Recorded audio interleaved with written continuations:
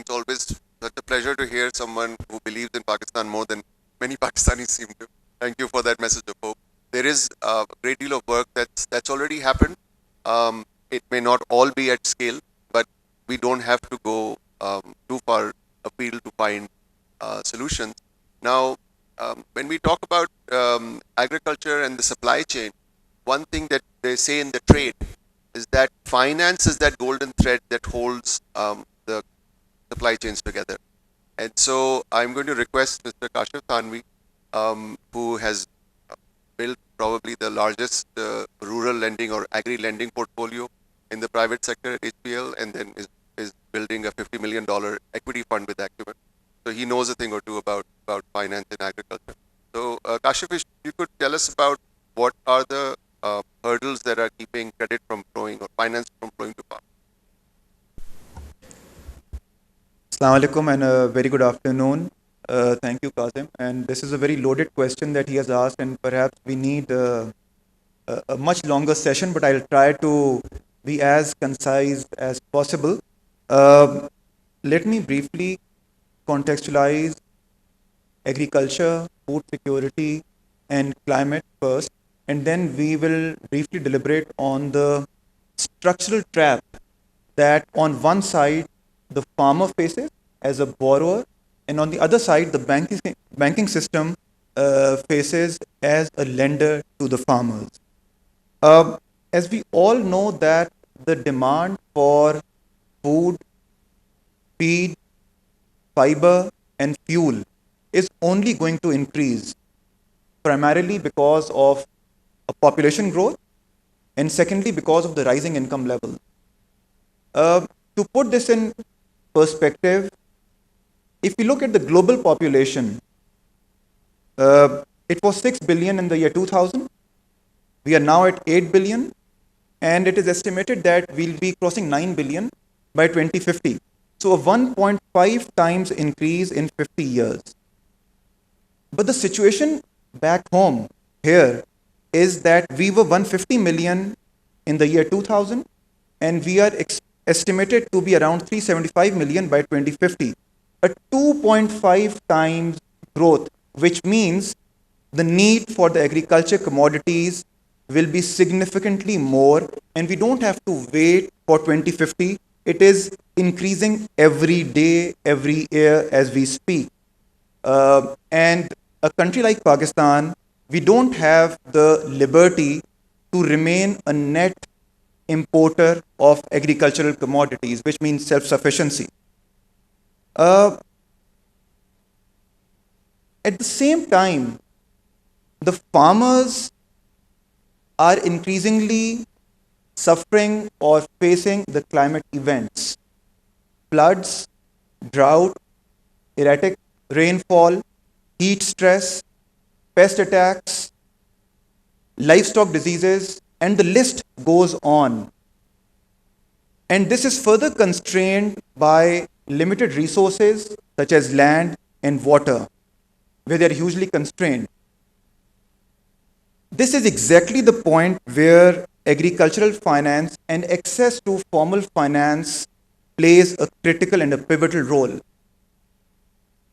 A farmer who has access to farm debt, a farmer who has access to insurance, crop insurance, and I'm emphasizing not crop loan insurance, crop insurance, and a farmer who has access to advisory will always be able to invest in better seed, in appropriate fertilizers, in effective water irrigation and mechanization. And at the same time, the access to weather advisory and crop advisory will help that farmer adapt proactively. Now, the life of the farmer who is financially excluded is very different. They operate very differently. Mostly, they access finance through informal sources. Generally, they use suboptimal farm inputs, and they have limited or no access to appropriate set of information. And the problem significantly increases when the climate shock happens, when the climate event occurs. A farmer with crop insurance and access to finance will be able to absorb the loss and move on with the next crop cycle. Whereas the farmer who has no access to insurance and no access to formal finance will get into that poverty trap for years. And that is where majority of the Pakistani farmers are stuck in that unfortunate vulnerability and debt trap. Uh, Now, to understand the constraints around the access to finance, keeping this whole backdrop, I think it is important to, I'll just quote what Usman just mentioned that 7.9 trillion out of 8.3 trillion is undocumented. That is informal market. Now, from a supply side, as the bank, what they want is information. What they want is documentation, because if they are giving money, it's very important that they understand what are going to be the cash flows. Um, from the supply side, another challenge that comes is that the voracious appetite of the government of Pakistan for decades has eroded the banking capacity to work in the priority sectors in general.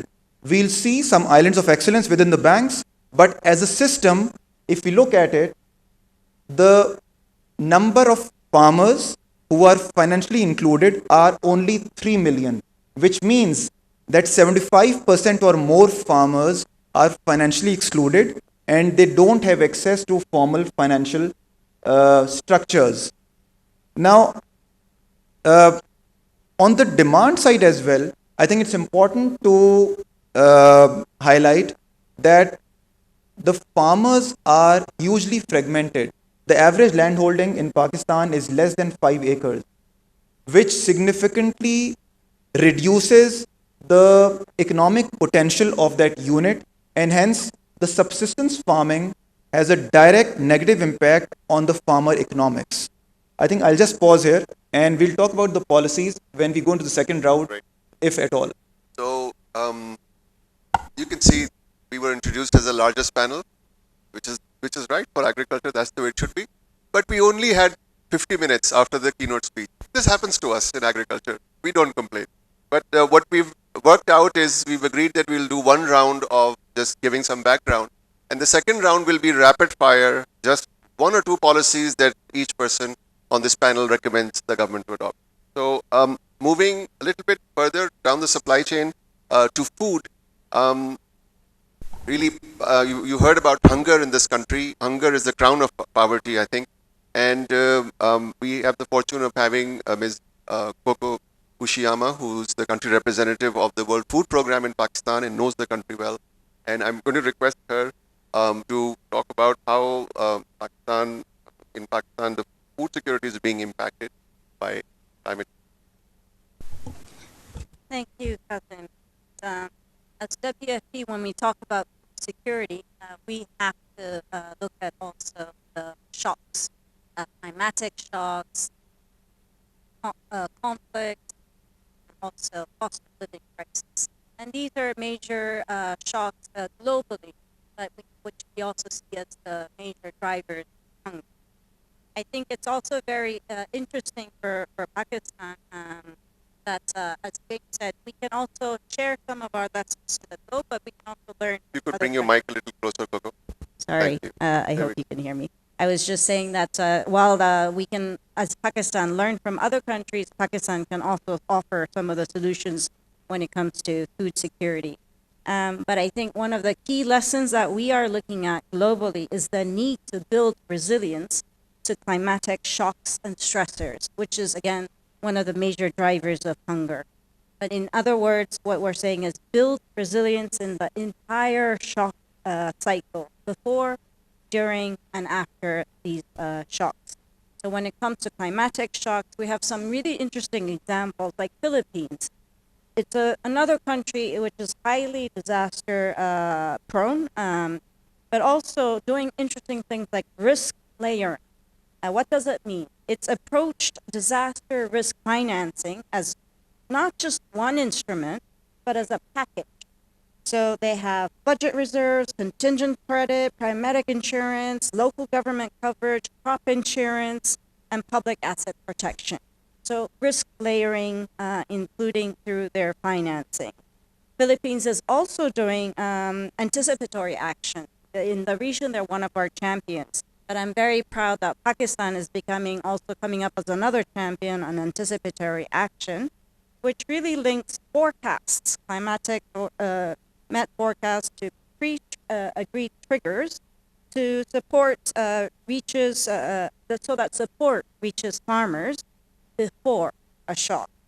Again, so Pakistan, through NDMA, they will be launching soon the first national anticipatory action strategy. We're looking forward to that, again, building on some of the successes from the Philippines. Another lesson we have is paramedic insurance and cat bonds, such as in countries like Mexico. These tools show that finance can be arranged in advance and released quickly when pre-agreed triggers are met, rather than waiting for months for damage assessments to be conducted, appeals, humanitarian appeals, and financing to be agreed across the layers of the government. I think the third example that we can learn from is countries like Bangladesh, which on the food side, they maintain food contingency stock, or what they call pre-positioned reserves, so that, again, when shocks hit, the food is available almost immediately, often within 40 hours, rather than waiting for the new procurement. So I've shared some of these examples from other countries, but the main takeaway for Pakistan is that different risks need different financing tools. And for Pakistan, the point is not to copy one model and stick to that. It is really to build on the layered system suitable for Pakistan's context and built on better risk data, early warning, pre-arranged triggers, pre-agreed triggers and pre-arranged finances and delivery channels, again, so that assistance could reach the vulnerable households very fast. I think I just pause there, but just to say that Pakistan already is doing many of these things, and I'm excited that as we go on, soon other countries will be learning from Pakistan as one of the best models. Thank you very much. That deserves a clap, guys, please. Thank you very much. Now, I think Dr. Zilaf earlier mentioned the last time great ambition was applied to agriculture, that was the Green Revolution. And since then, it seems like agriculture has been a little bit off target in terms of government focus. I think General Shahid Nasir, who leads the Green Pakistan Initiative, he has been leading some of the most ambitious plans for upgrade of Pakistan's agriculture. So I'm going to request General Saab to talk about how he's also thinking about climate change and the impact of climate change. Sir.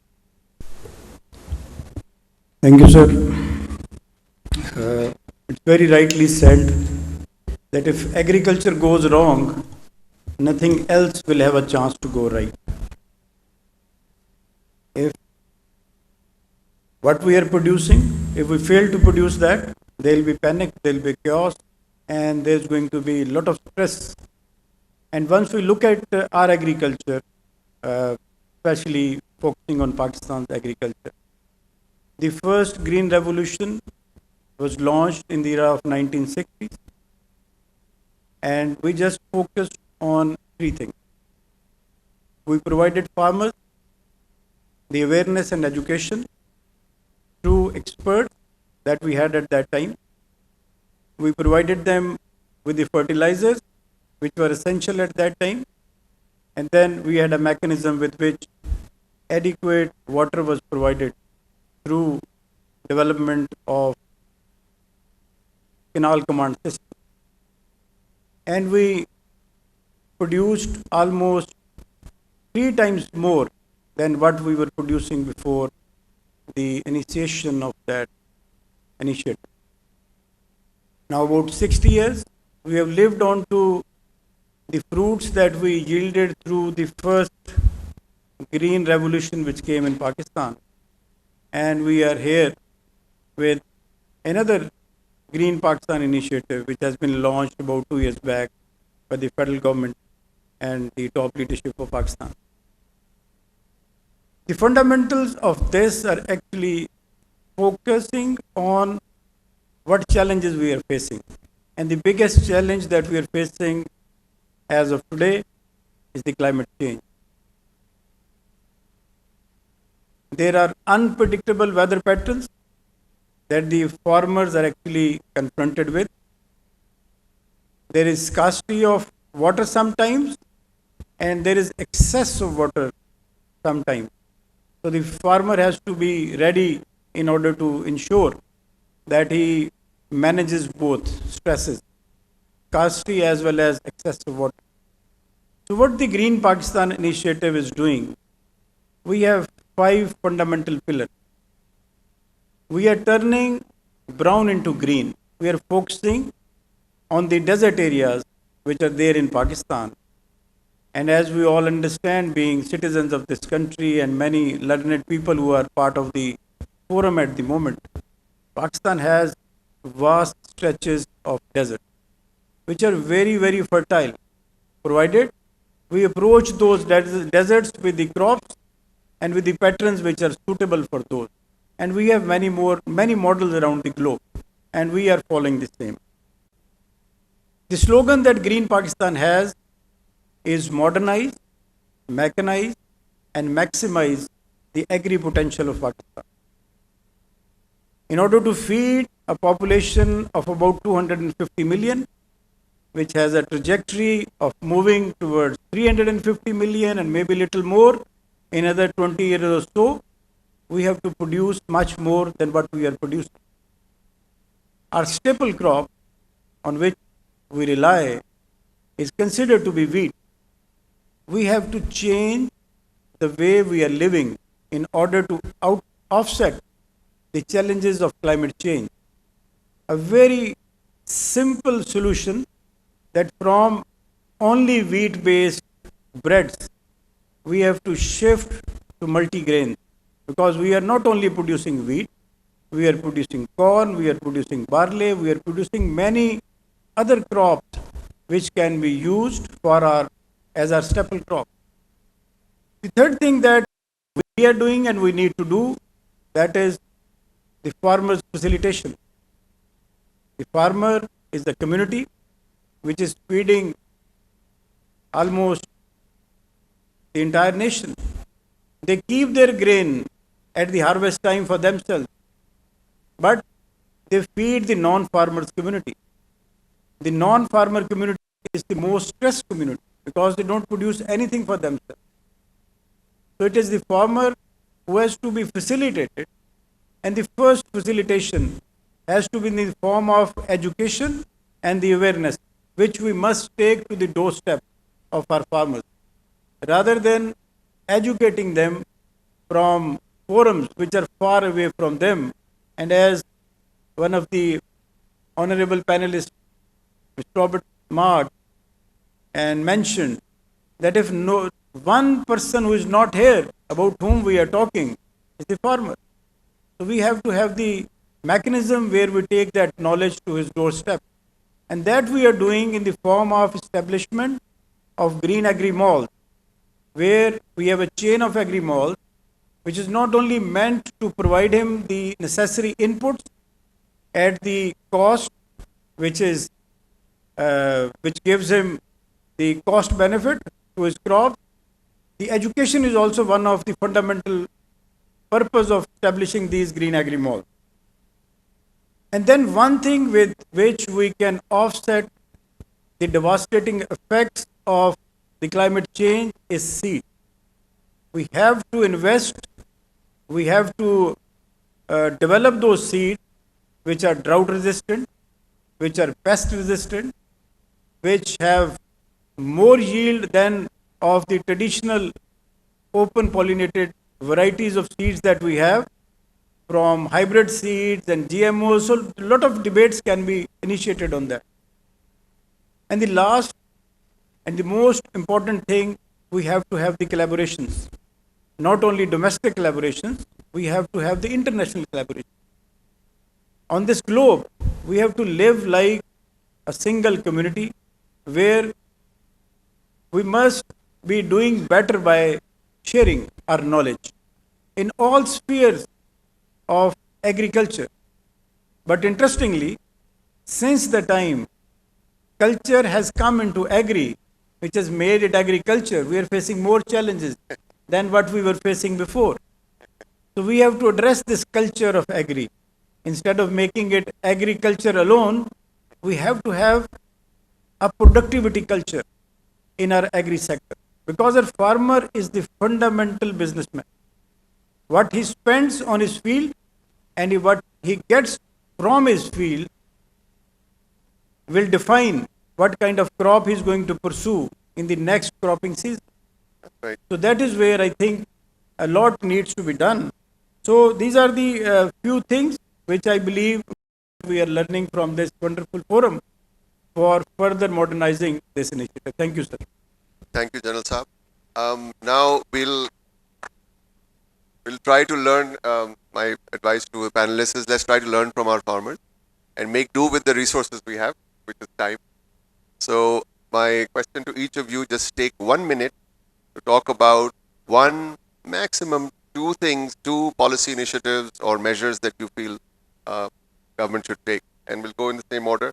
Hassan, Khurram, Thank you, Kazim. So I think we've spoken a lot about crop insurance. We've heard people comment on that. If we can have effective crop insurance in Pakistan, farmers can de-risk themselves, and that can help them invest a lot more in their business. That's one. The second thing which we haven't heard that much about is that there's a knowledge gap as well. We talk about climate smart agriculture. We talk about a lot of techniques which people have already tried and tested, but they are not disseminated amongst the public. And the reason for that is that lots of these university trials and findings are not applicable in farmer fields, or they are not being taken out there.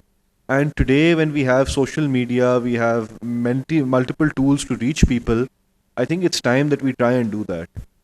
We can produce even crops like rice with half the amount of water that we typically use. This has been tried, tested, proven. We don't do it. I also don't do it because I don't know how to do it on my farm given my conditions. There should be somebody out there to teach us how to do this. The government institutions exist, agricultural departments exist, extension exists, universities exist.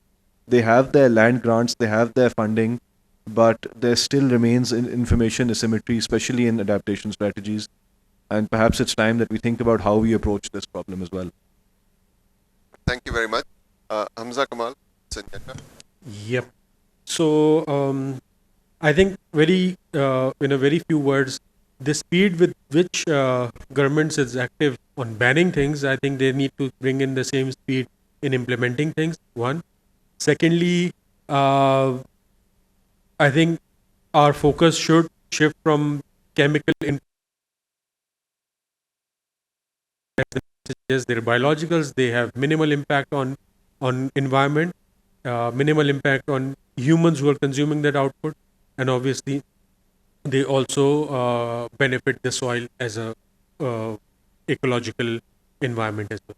So very quickly, That's splendid. Thank you. Those just the messages I think the country needs given the state of our soil. James, anything specific that Yeah, thank you very much. I think my biggest plea is to provide resources to our researchers. We have brilliant scientists. I think we really need to support them because climate change is dynamic. The needs are dynamic. We need to put more money there. Number two, we also need to rethink the ongoing strategy of solarizing tube wells. If we don't regulate this, in 5 to 10 years, the groundwater will be at stake. Thank you. that's fair. No, thank you. That really deserves a round of applause. Usman sir? Very quickly, in terms of two things to improve the productivity, have a policy on which direction the genetic of the national herd needs to go. And second is pursue a strategy of formalization. Minimum pasteurization law is something that has happened in the world 100 years ago. The business and the private sector and the people who do this business will take care of the farmer as they do right now. They will bring the farmer along in their path of development. It will share the burden of malnourishment, will share the burden of generating revenue from the government. Thank you. Thank you very much, Kashif. So the biggest challenge for me right now is the speed recommendation. And by the way, agriculture needs patience and time, but I completely understand. So, let me mention it at the outset that there is no silver bullet policy that I would want to mention. Agriculture needs patience, it needs consistency, it needs perseverance. I think 2-3 things that I would want to highlight is that the policy design should be based on data and evidence. We need to move away from broad and general ideologies, and I'll just slightly talk about that. And secondly, there are times when the policies are very good, but they're executed poorly. And we have those examples in Pakistan or in any other country for that matter as well. First recommendation, I'll give 2, is that we need to have an apex specialized agriculture rural institution. If US can have a farm credit system which is essentially covering for the farm credit, it's not the Citibanks and the JP Morgans of the world that are doing agriculture financing. It is the community banks, it is the ag banks in the US, it is the NABARD in India, under which the regional rural banks and cooperatives work. It is the BAC in Thailand, it is the Land Bank in Philippines, it is the Ag Bank in Vietnam. And one thing is in common, all of these banks and systems are backed by the government. However, somehow we have started believing in the ideology of privatizing everything. I will not dwell into it further, but when it comes to agriculture credit, it needs the risk tolerance of a public mindset and to be managed in a professional manner. ZTBL is quoted as a bad example. I think a good strategy, a good policy to have a specialized institution executed poorly in the last few decades. The second, already Hassan pointed out, is about the crop insurance. We need national crop insurance immediately. We are already late in that. The first serious attempt was in 2008 when the crop loan insurance scheme came in.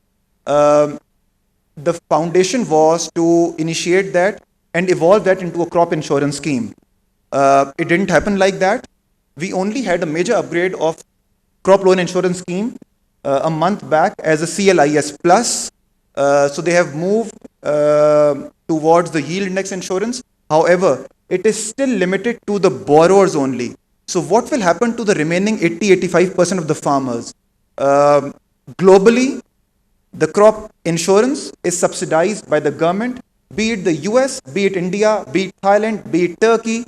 I think it's high time that we design it. The government partners in terms of picking up the premium, and it should be available to all the farmers here in Pakistan. I just pause. Thank you very much, Kashif. I'm glad there's a lot of wisdom coming to us through this panel. Next, I'll request Ms. Coco Kuchiyama. Thank you. What we would like to see is a more formal framework for shock responsive social protection that is linked to the disaster risk financing. Pakistan, again, already has so many of the right building blocks, from robust early warning institutions to well-established disaster management authorities to strong provincial response capacity, as well as Benazir Income Support Program, one of the region's largest scalable social protection that's really working and showing good results, as well as strong community level experience.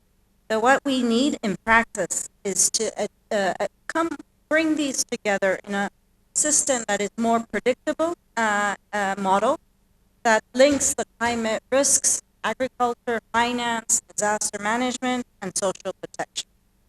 In practice, what that would mean is to be agreeing in advance key parameters, such as what risks triggers action, who is responsible at each stage, what financing is available, which households are prioritized, and how assistance will be delivered. But again, with building on these building blocks, I'm sure it can be done. But that's one thing that we would. Thank you very much. General Sahab, I know आपने पहले एक identify कर दिए थे, but एक चीज अगर आप समझते हैं, तो please enlighten. I think as our farm size is shrinking, the policy which must be rolled out yesterday should be national cooperative farming policy, with which the small farmers can get together and then they can have more productivity from their farm. Thank you. That's very, very apt. Thank you very much. We are just about a couple of minutes over time for this session, which is fantastic. Thanks to the panelists. I just wanted to say before we conclude that yes, agriculture requires patience, but the development of our country and bringing prosperity to our farmers, that doesn't have to happen in the long run. That we need to feel urgency about that. You can see the solutions are there. It's a matter of political will. There's a lot of political will as well. But we have to be fair to the public sector. I know a lot of people may not see it that way. The public sector also has constraints of, in some cases, finances, but also, more importantly, capacity and capability. And that's where I think the private sector and its ability to execute that needs to be brought to bear. But we need to feel that urgency to get all this benefit to our farmers and make sure that the country has enough for food security and for our farmers to also be able to deal with climate resilience. Thank you very much for being a great audience. A round of applause for the panelists. Thank you.